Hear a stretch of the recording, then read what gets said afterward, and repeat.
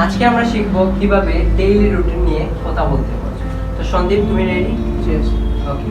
আমি সকালে ঘুম থেকে উঠি, I woke up in the morning. তারপর আমি বাথরুমে যাই। Then I go to bathroom. আমি আমার বাথরুমের সকল কাজ সম্পূর্ণ করি। I complete my bathroom chores. বাথরুমের কাজ সারার পর After completing bathroom chores, আমি আমার রুমে চলে আসি। I come back to my room. তারপর আমি দোয়া করি। Then I pray. দোয়া করার পর After praying, আমি আমার নাস্তা খাই। I take my breakfast. নাস্তা করার পরে After taking breakfast, আমি তৈরি হই আমার স্কুলে যাওয়ার জন্য। I get ready for go to my school. তারপর আমি 2 ঘন্টা যাবত পড়ি। Then I study for 2 hours.